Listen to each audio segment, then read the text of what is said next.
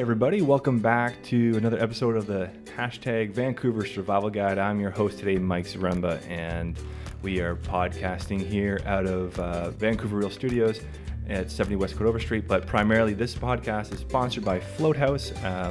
It's flotation therapy is what we do here. Floathouse.ca is our website, and every podcast of the Vancouver Survival Guide is brought to you by Float House.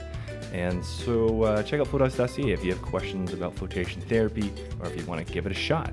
The Vancouver Survival Guide is something we've been doing for about 6 or 8 weeks now, I guess, and we're trying to bring on local personalities and different people of leaders in community, organizations, etc., to tap into their knowledge, their wisdom about how to survive.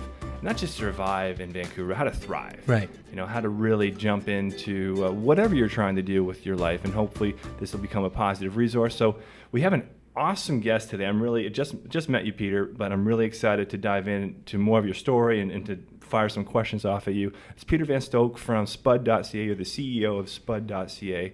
Spud being the I had the sustainable produce. Urban delivery. Urban delivery. Right. There we go. Yeah.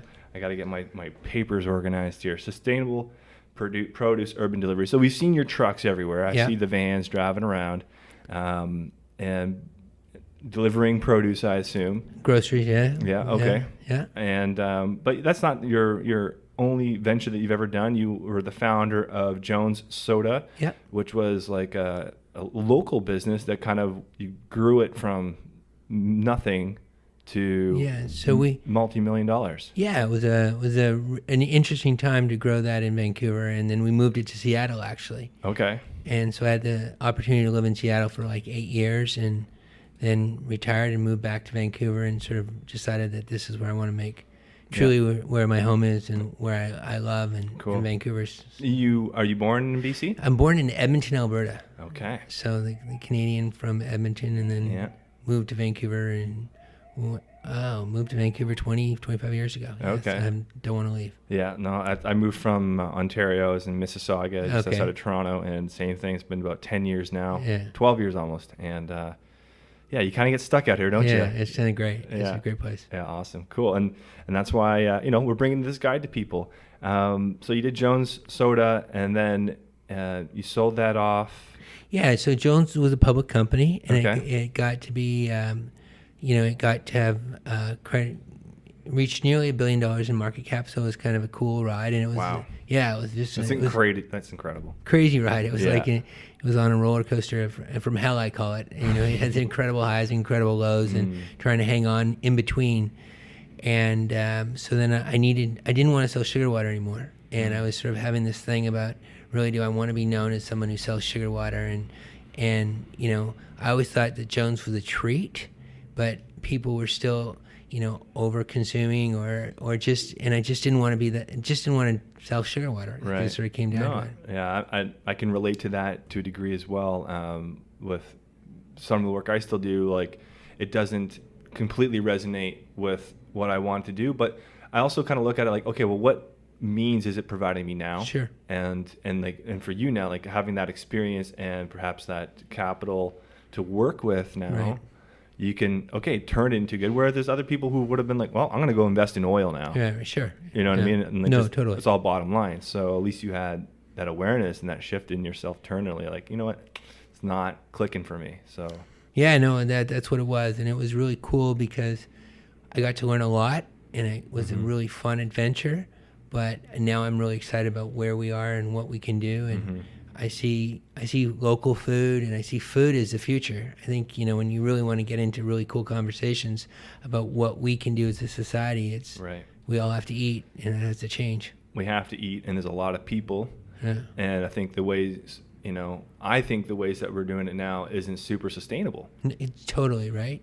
So how we eat and how that sort of nurtures our bodies and how that sort of nurtures our planet is all in one. And it's a conversation that must happen when you're trying to service 7 billion people on this planet, growing at X rate, and the water diminishing at Y rate. You got to figure out the math. And as much as I want to regress into hunter-gatherer societies and that, the world can't really hold that either now. No. Like we don't have the skill sets. Right. And then two, that's a lot of people still. Like the world was a very different place when humanity was at that scale. Totally. Right? Yeah, it's so we have to evolve. Yeah.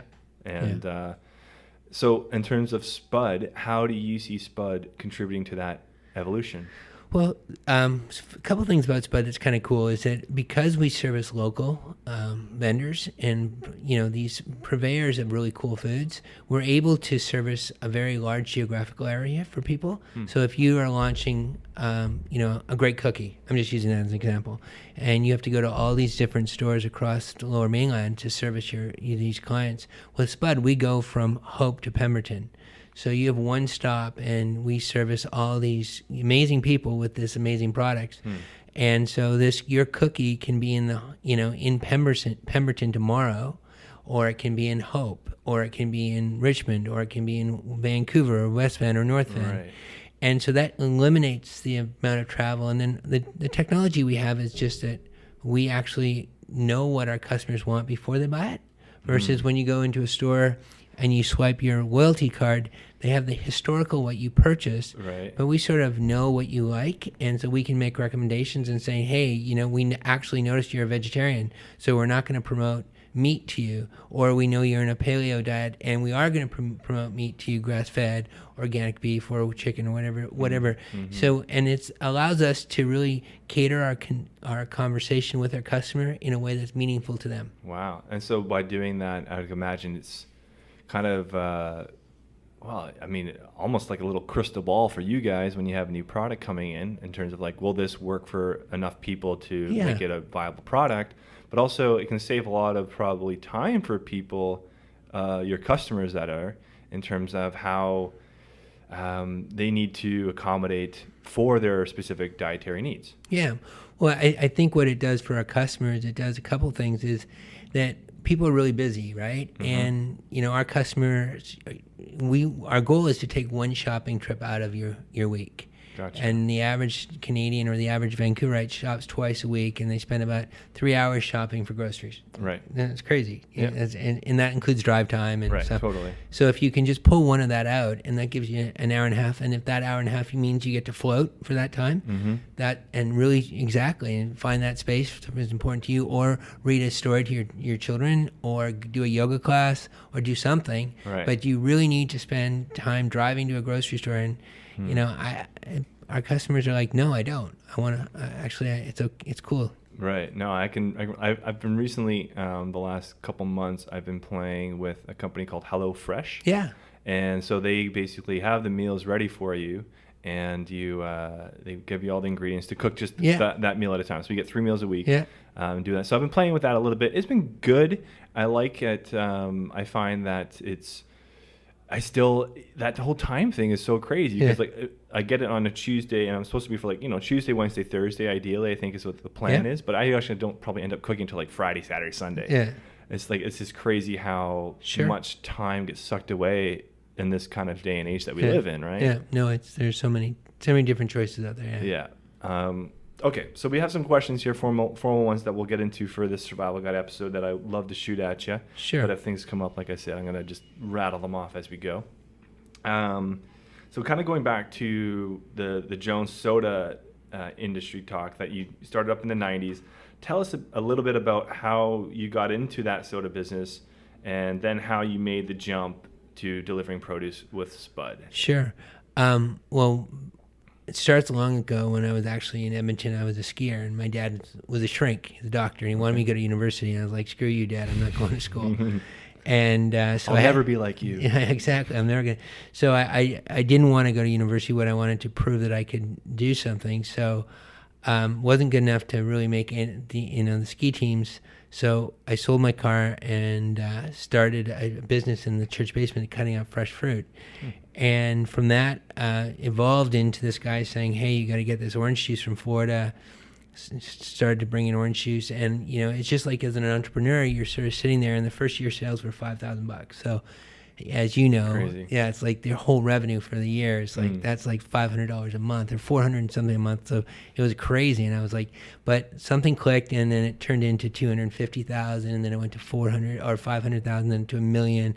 And I sort of started just this sort of crazy ride. This was the orange juice? Just the orange juice. Whoa. Okay, hold on. What clicked? When you say something clicked, what does that mean? Well, what happened is I started to figure out how to talk to people in a media, and so Interesting.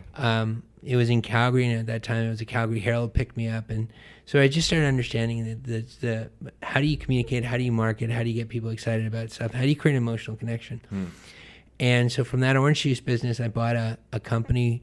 For $1, it was a guy with a van. Okay. So I took over his debt. He had, but he had a van, and it was one big guy. So we started a distribution company together, and then from that I got a root beer and started to learn how to make root beer. And then from that I went out and got Arizona iced tea. I don't know if you know that. Yeah. Totally, yes. So that was the brand that sort of, and grew that brand.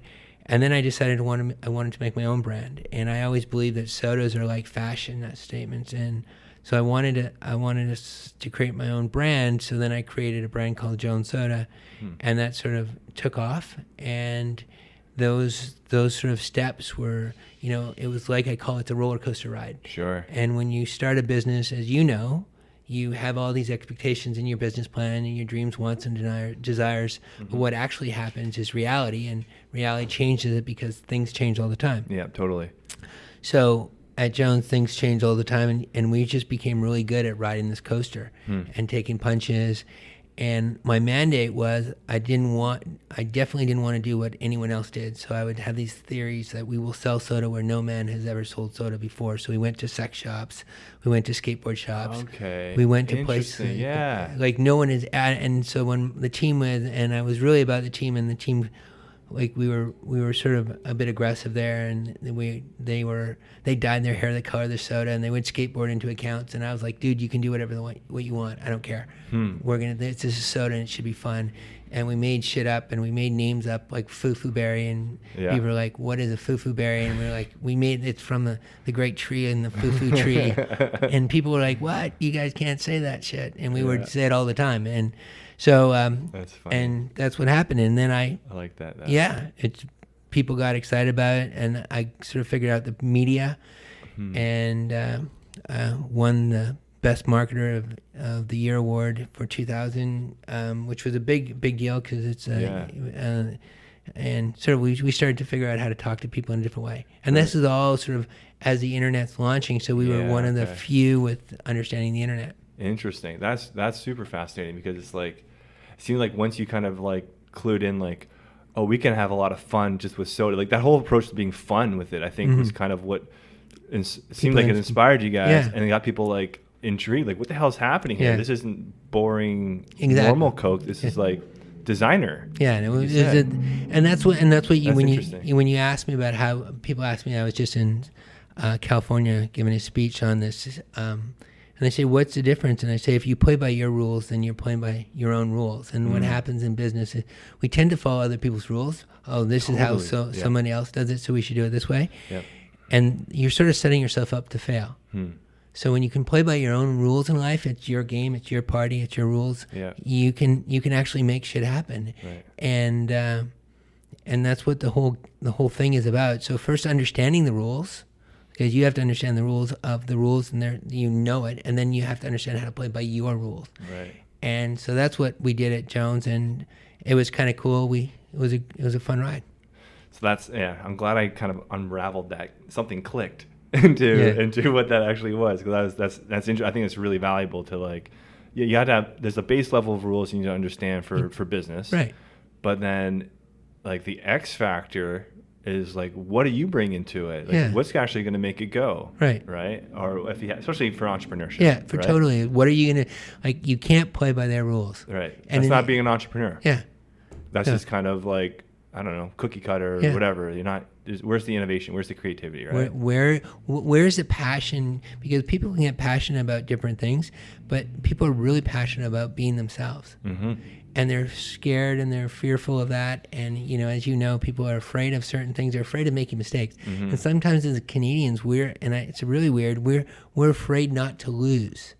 versus afraid to win, because I'd rather not lose. It's more important not to lose than to win. And I'm like, what the hell? What do I have to lose? Right? I like, really, what do you have to lose? It's so crazy how the venture into entrepreneurship truly is like a massive, like, I mean, it's funny that your dad was a psychiatrist, because it goes, not only do you go through your own psyche and psychological learnings and self-growth and self-understanding, and then, but because you understand the self through the experience. Sure. And on some level, we are kind of all the same. And so by understanding yourself, you can extrapolate to like, well, you know, this is like how you made things click with other people by having fun with it and getting them curious. Yeah. You play with their psychology a little bit. Well, you play with what's passionate to you that inspires others, because I truly believe that when you are truly yourself, the energy that you put out there, that's what they feel. Yeah, it resonates with other people. And if that energy is real and it is for good, and, you know, like I was the first CEO on CNN to say that, you know, I only get, my daughter Carly was only allowed 1 soda a week. And they're like, what? You sell soda? And I said, yeah, it's a treat. You should be a treat. You shouldn't drink 12 of these a day. Right. You know, it's not right, man. Right. You shouldn't do that. Right. It's a treat. You shouldn't eat 12 chocolate bars either. You want 12 donuts. Yeah. Whatever. Yeah. Whatever. You should not do that. You should treat yourself. And if you act as a treat, then it's really amazing. And the fact that Coke is selling 1 billion cans a day is not the same conversation. So it's not. Yeah. So it's a different conversation. So it resonated with people. Cool. And it was resonated with me, which is the most important one. Okay. So shifting from Jones into Spud, I mean, and then you do lots of other things too, which we'll get into as well. But in terms of you know, Spud, how did that shift happen, and how did that get going? So at Jones, there was this, you know, it's one of those crazy stories where the company was growing super fast, and as an entrepreneur, we had like $30 million of cash in the bank, and really crazy. And the board said they needed a professional CEO, so. An improfessional? A professional. Okay. So, you know, you're in there and you're like, well, I'm the largest shareholder. I'm working my ass off to do this, but maybe these professional CEOs know more about it. So, I had a falling out with them saying, no, we need someone who's passionate, and they picked somebody, and I left the company feeling pretty sorry for myself, like boohoo, you know. I got screwed, but actually I really didn't, and I didn't want to do this anymore. So it was actually a blessing in disguise.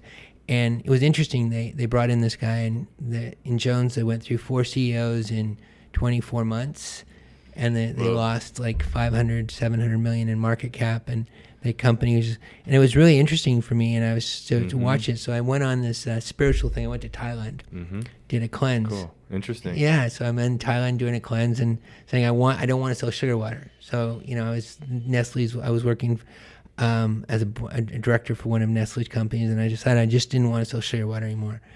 And I came back, and this guy said to me, you should look at Spud. And I said, I don't like the name Spud. It sounds like it's a stupid potato. Right. And but I do like what they do, and I do like the fact that Spud focuses on local organic food. And I really do believe that our society is around food, and food is you know, when we have a real conversation about how we're going to change and change the world for our grandchildren and our great grandchildren, it's going to have to include food. Right.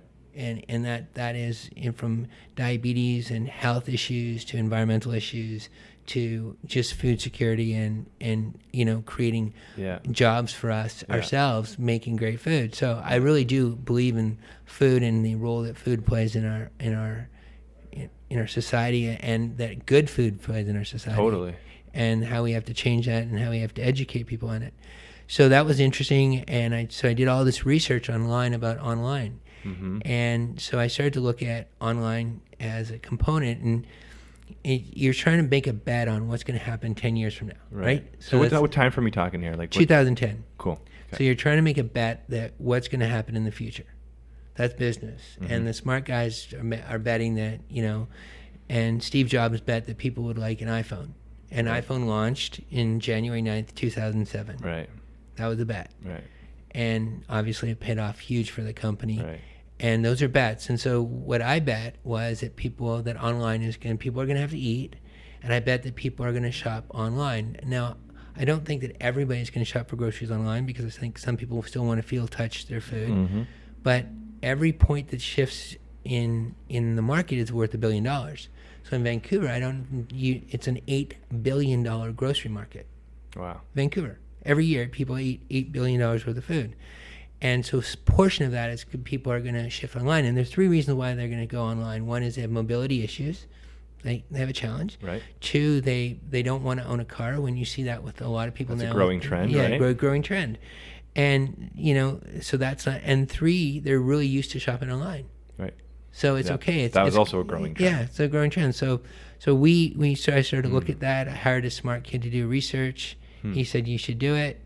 I did it. And that was 7 years ago. Cool. That's cool. I love that just because I can kind of relate in different ways. Like when you recognize something that could be, and like you kind of see the early signs of it, or you feel it's almost like an intuition too. You feel like, okay, like you're saying, I believe this will be how it is in 10 years or whatever, and then you start to invest in that. Yeah. I heard, I was having this conversation with another entrepreneur, and he was commenting. This is kind of a side tangent question, but he was commenting on how like it's better. Well, I don't know if it's better, but he was saying, and I want to get your opinion on how, if there's a trend, instead of being the first one there and leading the way and have to go through the growing pains of education, unless you have the deep pockets to do that, to have your thing ready on the side and wait, because you know it's coming. For his, I don't want to give away the example because fuck it, maybe it'll help it. Bone broth. Yeah. Okay. So it's like this bone broth product on the side ready to go, because bone broth it's I can see it becoming a thing. It's not fully a thing yet. So do you wait with that product until it becomes a thing, then you launch in, boom, I'm there? Or do you become the first in, be the leader, take charge, and you have to go through the hard years to like get it out there in awareness? That's a great question, and I can understand where he's coming from with that statement. And it's like riding a wave. Do you want to be out there paddling and trying to catch the one, or do you want to go out there once you see the waves are already forming, right? Right. And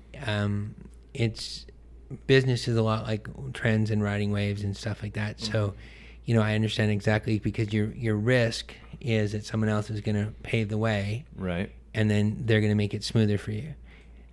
So I don't disagree with what he's saying. I do say that you're then sort of always going to be the second to the party. So, which has its own kind of challenges. Yeah, which has its own thing. So, whatever floats your boat with respect to that is fine, because from my perspective, you're still going to have to be different than the bone broth. Yeah, they're going to be different in just the branding. You'll be different in your messaging. You're different in communication. You've got to have your own sense of personality. Right. No, it makes sense. Cool. No, it kind of came to me, and to be honest, this interview is supposed to be focusing on like it's in our fitness and nutrition section. But when you get two entrepreneurs sitting down, it's gonna evolve a little bit from that. But we'll bring it back for you folks. Yeah, no worries. So can you tell us a little bit how? So you actually have these. Can you tell me about Be Fresh actually first? What is Be Fresh? Well, what I believe in community. And one of the things about online is online lacks true community of interaction. Like you can have sort of interaction on online interaction, of course, but actual live interaction. Yeah, human connection. Yeah, human connection. So from what I wanted, and I realized that the real estate prices in Vancouver are ridiculous. So I wanted to create an environment where people could go, could have a coffee, could buy what they need for dinner that night, do a meal plan, but also shop for all the stuff that they wanted on a kiosk in the store and have it delivered to their home or have it delivered to the So it's this kind of a cool, no one's ever done it before, and we launched this, and it was like this really cool concept where you create community through connection but have an endless aisle. Like, do you really need rows and rows of Cheerios in downtown Vancouver? Right. Like, how can you afford... Because real estate's valuable. Right. How can you afford rows and rows of toilet paper? You can't. You don't want that crap there. You put that in a store, in a warehouse somewhere. Yeah, and ship it, right? And you can see it online. You know what it is. Yeah, you know exactly what it is. So that was this concept, and we launched it, and I was, people are like, you're crazy. And 18 months later, Amazon says, hey, you know what we're going to do? We're going to do all these same things. We're launching 2,000 of these exact same stores in the States. And I'm like, you're kidding. I'm not that crazy. They just have more money and they'll do a great job. Totally. But, we certainly our team is really cool, and our team at Spud is really creative, and they work really hard, and they sort of have this we have a values that scrappy and own it. Like, we'll never have as much money as the Save On Group. Right. Never in a million years. Right. We're never going to have as much money as Jim Pattison. We're never going to have as much money as Galen Weston and Loblaws. It's not going to happen. But we are going to do shit that no one else ever does, and they're going to be looking at us going, what the hell are these guys doing? Mm-hmm. Because... And then they'll follow you. Yeah, and that's what we're doing. And you see some of the new stuff we're coming out with. It's like insane. Cool. I'm really proud of it. We've got some working with really local, hyper-local vendors and doing some really cool things, as well as driving down free delivery. And we're going to be the only guys in the city that can have your groceries delivered free all the time. So you tapped into, and this kind of is the second half of that question about, why local Vancouverites should start shopping locally. For some people that's like, I've heard of that. I've heard, I should buy local, but why? Why should I actually buy local? Well, in your opinion? There's lots of reasons, in my opinion, but I'll just sort of say one of the things is that when you think about it, Starbucks, which is a great company and employs people in Vancouver, it has 143 stores or 137 stores. Don't get me, a quote, the numbers are off. But its profit go back to its shareholders based in Seattle. Mm-hmm. Is it 143 in BC or Vancouver? In Vancouver. Wow. Yeah, I mean, I think it's 137, so I could be off. Whatever, 100. It's got more than 100, plus 100. No, for sure. Okay, but you're right. The money goes back to. So now they employ Canadians, and that's really cool. Mm-hmm. But what is those resources done doing the real resources? Right. So I think there's, and I'm not a protectionist, and you have all these craziness going on in the States right now. Right. And I'm not saying that at all, and that's not what I'm trying to say. But when you have a chance to grow food in the Fraser Valley that is really good food, mm-hmm. and it employs people, and it works, the land that we have, and obviously provides for the local community, the local. It's maybe worth taking a shot at versus bringing stuff in that's really uber cheap from mm-hmm. somewhere else. Right. Now there's a counterbalance. People say, well, it's cheaper or it's this or that, and those are all great arguments. But from my perspective, is that you have to do what's right for you. And for me, I think local is right. And I want to be a company that supports local. I want to support real Vancouver. I want mm-hmm. to support people who take a chance, like a Float House. I want to support people who are making decisions and hiring and making our community strong. That's what I want to do. No, I hear you, and I think that I personally like that kind of mentality towards all types of local businesses is the future. I think that's actually we need to have that in the future, and I think that argument can be dissected in a lot of different ways as to why it's going to be actually, I think, the need for our civilization going forward.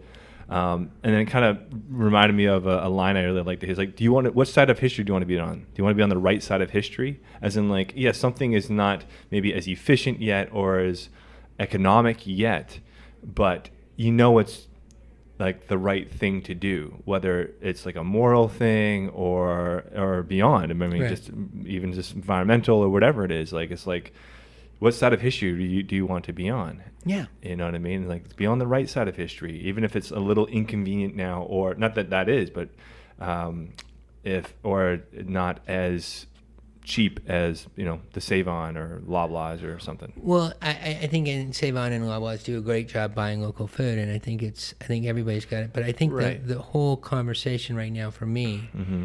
is that I believe that we as a society have to look at food in a different way. And so, mm-hmm. You're one of your questions I'm going to jump to is food waste. Yes. Yeah, it's probably, and that's really important to me, and it should be really important to everybody because. If food waste was a country, it'd be the 5th largest country putting out greenhouse gases. Wow. $33 billion a year of food in Canada is wasted. Those $33 billion.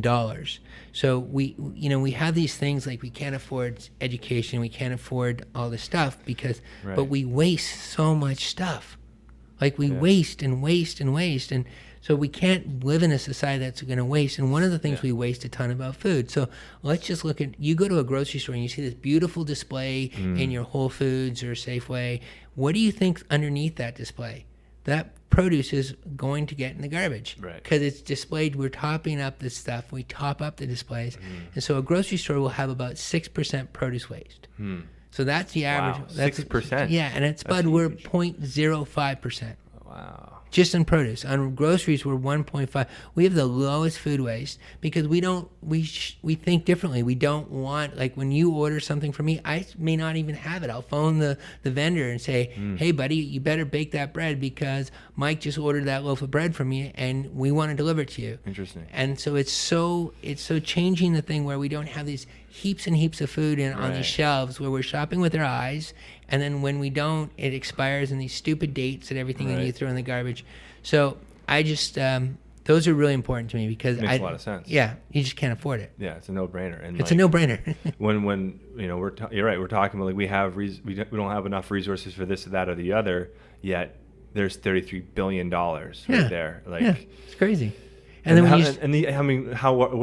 where else can we find those types of inefficiencies in our system? It's one of the biggest ones, right? It's one of the biggest ones on the planet, and it's just changing the way we think about food and eat food. And like I love meat, and I eat meat, but meat takes a lot of water. Right. So if we just tons of water. So if we're worried about water, and maybe not this year because we've had so much water in Vancouver, but if we just change one day and go, okay, I'm gonna have a meatless Monday. Yeah. That's it. Man, it adds up so much. So much. Yeah. And it's not judging someone. It's not making someone right or wrong. It's not saying, hey, you have to be a vegan or you have to be a vegetarian. And there's the pros and cons for everything, and everything's got it. But it's just making a statement that, okay, I'm going to just take a break. Yeah, and I think looking at the facts that are out there in terms of animal agriculture and sustainability of the food chain and the food supply networks, I don't know. If you hear that kind of stuff, how can you not at least be like, well, how am I a part of this equation? Because you are. Right. Everyone that eats is a part of the equation. Right. So, what can you do? And you're right. It's daunting to think like, because, you have things like Cowspiracy come out, which are like, oh my God, if we don't change everything right now, we're fucked. Right. Maybe they're right. We don't know. But okay. But you're right. Can I change 2 days a week where maybe I don't eat as much meat or have chicken instead of beef, or like just small changes will add up if everyone does them. But I think that's the whole thing, is that there's a statement by a dead Russian dude whose name was Trotsky. I hope I'm getting this right. Okay. Leo Trotsky, and he said that everyone thinks of changing the world, but no one thinks of changing themselves. Right. And I think that in life, we all have to take ownership for our own changes. And as we make our changes, we all want everyone else to change, but true ownership is allowing ourselves to change. So, and I think, it was Trotsky. And it's one of those things that sticks with me, and I think we have to make those changes. That this is 100 years ago he said that, and you're thinking about, here's a guy that's writing a letter to Gandhi, and he's this dead Russian dude was really in front of the you saw it. Yeah, no, I mean in full transparency, that's why we do Floathouse. Yeah. By putting somebody into a sensory deprivation tank, they are with themselves. Yeah. And it's just a kind of an intensive way of maybe facilitating some internal personal shifts or change, or getting clarity or groundedness, whatever the thing is, whatever floats. But right? Yeah, and that shift is right. The shift that we maybe inevitably want to see in any level of our society ultimately starts from within. Oh yeah, no, it's Tolstoy. Okay, everyone, I screwed up. Okay. Tolstoy was the quote, and my brain is, as I get old. No, that's all right. Relevant is the information, right? Okay, moving on to some more. We got to blast through these. Recently, you opened up your doors to 6 of the Be Fresh locations, and you also launched the Juice Box. So tell us a little bit about. Well, you actually kind of did this already. The behind these locations, and then having in-house nutritionist. Oh, you have an in-house nutritionist. Yeah, we have lots of them. Yeah. So what's that kind of why? What's that person's role then? And like, how do you see them serving? Our goal is to provide knowledge, and so there's so much knowledge, and there's so much you know what you know, and then you know what you don't know, and then there's everything else, right? Right. And so I think it's really important for us to be of value to people, and the value that we can offer them is answering questions. Yep. And not judging, listening to what's important to them, understanding what their needs are, and sort of saying, okay, maybe have you thought of this or have you thought that? And in society, everyone's really busy. Like, you're really busy. Everyone's busy. And we are so attached to our phones, and we're so attached to social media that we're actually even busier. So when you can come into a Be Fresh, or you can go online at Spud, and you can take those few minutes just to learn a bit, and you can read a blog, and it's just like that 2-minute snippet of information that hopefully will provide some sort of, like you said, it just provides you that little knowledge that gives you some strength with respect to your food choices. Mm-hmm. And not right or wrong, it's just some strength. It's like a muscle. You're building a muscle, and hey, I didn't know that. I didn't know that pumpkin seed oil is amazing and it's cheaper than pea oil or pea protein. I didn't know that pumpkin seed protein is a new protein that people are really working on, and that when you use a lot of pea protein, and if you have an irritable disorder or a digestive disorder where it's hard to digest, it's really easy to digest pumpkin seeds, oils, and butters. And so now this is really cool. I didn't know that. So I'm learning about how, so if you have an irritable bowel disease, or you have a very digestive system that's finicky, like, check out pumpkin seed butter. Right. Check it out. So there's alternatives that are natural, healthy alternatives. Organic to pumpkin. And if your child is allergic to peanuts, but they need the protein from the peanut butter and all this, check out all this, and pumpkin seed will do that, or flaxseed oil, or different types of, everyone's right on the coconut oil bandwagon. Totally, yeah. That was huge, right? Yeah, it's huge. Mm-hmm. But those are all things that there are different oils, different omegas, different fats that are really good for our body. And it's evident that what we knew growing up, that the food pyramid is full of shit. Yeah. It's total crap. Yeah. And it was, contrived by the sugar industry, or contrived by some industry to sell more crap.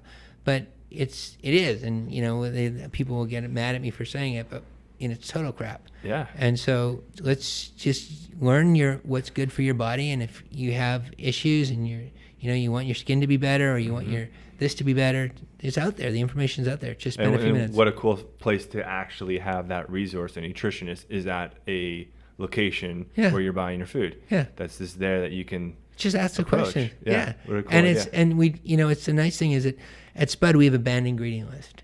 And so, cool. we don't sell Jones soda. Here I can't sell the stuff that we don't sell products with high fructose corn syrup. We don't sell stuff with colors. And we're not preaching or judging. I'm not making any judgment on that. All I'm just saying is that if you're busy and you don't want to read the labels, you want to go to some place that says, okay, I trust you that you read the labels and you're not going to sell stuff that's going to make me sick. Mm-hmm. And I really think that it's important that we sort of say, okay, this is, again, it's not judging. I love a good burger, and I love fried foods, and I love it. Yeah. It's not judging. It's not about judgment. It's about, hey, I only have so much time, and I've got a daughter, and you may have a family, and here it is. There you go. Yeah, no, I hear you, and I think and the thing is too, with the technology and resources we have, with the internet and all that kind of stuff coming out, how are you doing for time? No, I just want to make sure I'm not getting towed. Oh, okay. Yeah, no, if you need to update it, go for it. Yeah. I'm just going to update it right now. Yeah, that's fine. Hey, I'm updating my phone, my car. But what I was going to say was, we get all this information now from the internet about food. So we get all like, oh, now we shouldn't be doing this, we should be doing that, da-da-da-da. But then to actually be able to actively implement it into our lives is it's tricky because of we have these old systems and old systems in place, and then patterns and behavior patterns in our own system, our personal lives, that we kind of like, we're so used to just eating a certain way, like from our childhood and stuff. So we know the knowledge now from the internet. We we know this corn syrup is bad, yet I still consume corn syrup. It's still there, right? Yeah. But so it's going to be cool to see as things evolve, and this is kind of why I see Spud and Be Fresh being a leader, is to make the good choices easier to happen. Yeah, and I think one of the things is everybody wants to make good choices. Totally. And I think that what we need to do is provide that availability, but also make it fun and non-threatening. And you know, it's not threatening, it's not judging, it's not about that. It's about, like, you know, like you said, if you have 7 days a week and you eat meat one day less, that's a huge improvement. Right. You know, in business, that's like nearly 10%. Over 10%. Yeah. Like that's, you know, your GDP is not growing at that. So like, so things are just like, it's little changes that change the world, and it's little changes that change your diet, and it's just your exercise. You know this, if you exercise 15 to 20 minutes a day, it's really effective. It's really effective. Totally. So it's not about going out for an hour, but it's about doing it. And so, you know, at Spud, we are a company that we have over 400 employees who are passionate about sustainability. We're passionate about local. We're passionate about good food.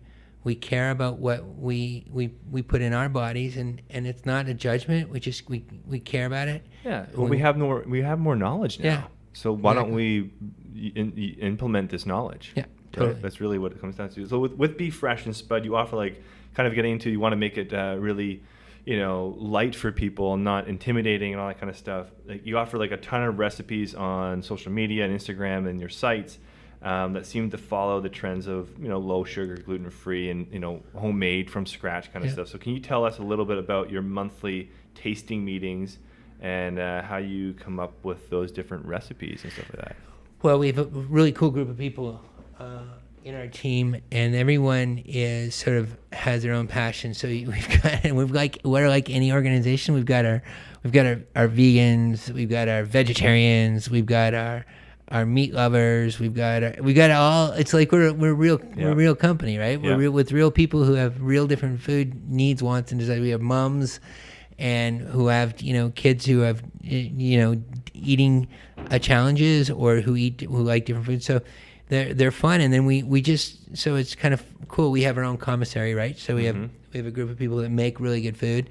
So when you come into a Be Fresh, it's made by our chefs who are, and we have different parameters, and one of those parameters is a certain amount of sodium, a certain amount of protein, and we try and find a balance to that sodium, protein, and carbs all mixed in each meal, so they're all under 500 calories, right around that mark, right, per meal, and they have X amount of protein per calorie. And so we're just trying to make, you know, that these are actually good tasting, but stuff that it's not freaking you out. Like, it's not stuff that you'd be like, holy, this is like really weird, but it's also really unique. And so, you know, our Asian salad is, you know, it's got this really cool, people love it, and it's going crazy. And then our sunshine salad is, we want people to have a sunshine. And then we've got this sort of meatball with zucchini zoodles, which are zucchini noodles. So you reduce the carbs, and it's a really great meatball. And so we've got a whole bunch of different things. And your question was just, how do we taste it? We just do what we like. Yeah. Okay. It's not rocket science. Yeah. And no, that tastes like crap. I'm not serving that. Yeah. And that's probably the best way to do it, man. Like, I mean, you can go out and probably do like super testing, all that kind of stuff to a degree, but you are consumers as well, right? So your palates aren't going to differ that much from the general sample of a population. But what we're smart is that I really like our team is that so we'll start with a little sample, and then we'll put it into like our Cypress location, which is first in Cypress, and they'll test, and then we get the feedback from our customers, and they'll say, hey, we like it or we don't, and or tweak it, and it's all about finding it. And I think that's, in business, is a really important thing in anything, is that how fast you can tweak and how fast you can shift is incredibly important in today. And how do you use the information, the data that you have available to you, both online and live with customers and real people. So that's really critical. Cool. I want to kind of shift into maybe a little bit about like the business and the people in your business and that work-life philosophy. So, you know, many people potentially listening are looking for jobs that they can thrive and grow in. So having a good culture potentially.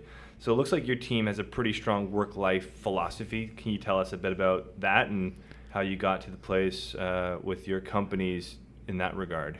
Yeah, I think one of the things is we have a mission statement and our core values, and around our core value is that we play with these core values, and And our core values are pretty simple. One is we want to fight, and we use this fight to create a customer experience that we're sharing for them, because we know it's a fight out there. We have to compete against other, and then we have a passion for sustainable food. We want to listen to the perspective of others. We want to win as a team and play together, and have fun. And fun is really important. We want to be scrappy and own it. So we have these sort of entrepreneurial values that we sort of strive to find and have people to. And so you just tend to find those people who are passionate about food, who are passionate about sustainability, who are passionate about playing as a team and winning as a team. Right. You're passionate about, and if that happens, then the work-life balance is it's real, because work isn't so stressful because you're playing with people you like to play with, right? And you're doing something you like to do, and you believe in what you're doing. So it's not so like crazy work, right? But so I when you ask me about work-life balance, a question is that if you create an environment, a space where people like the people they're playing with and the people they're working with, and I use the word play a lot because it is, you are playing sometimes, and it is work, but there are also play. But then that balance it's not about, well, I need to go away every weekend. It's like, actually I had a really great week. I accomplished a lot. I feel really cool, and I'm going to go for a run, and I'm in. It was a really stressful week, but my team members were so cool, and I was so proud of how they accomplished the goals that they have accomplished. That's a different conversation. Totally. So I think when we talk about work-life balance, I think it's really first and foremost to create an enjoyable place to be for the 8 hours that you're there. Right. And then the balance will come down a bit. Yeah. No, cool. No, I agree. I think that's a huge part. That culture that needs to be built, it comes from the top down, I believe, in a lot of ways, but also it needs to be, people have to connect with it personally to make it viable. Like totally. You can't demand this to be. People have to buy into it because that's what they want, right? They gotta play. Yeah, cool. So as we're talking about, thriving in Vancouver, one of the biggest things young people can do is to volunteer their time in a valuable way. You have an organization called Vitamin Angels. And in the schools you have helped to build this up. So can you kind of talk to us a little bit about what that is? Sure.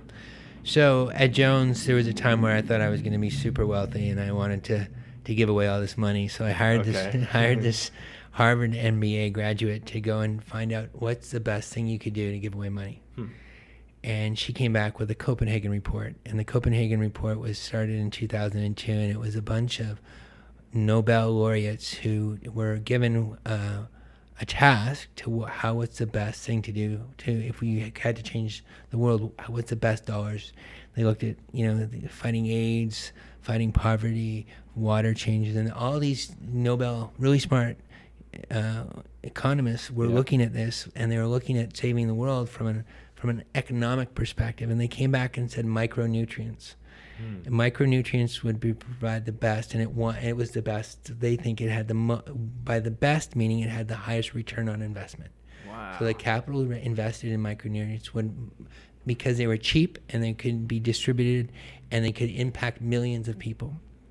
And what micronutrients are, for those of your listeners, it's basically vitamins, because of the food that a lot of people eat in very poor countries are nutrient-derived foods, and so then they have vitamin A deficiency, which is a blindness, and what happens. So to make this long story short, so I found this organization called Vitamin Angels, and they're based out of Santa Barbara, and I said, okay, I want to support you.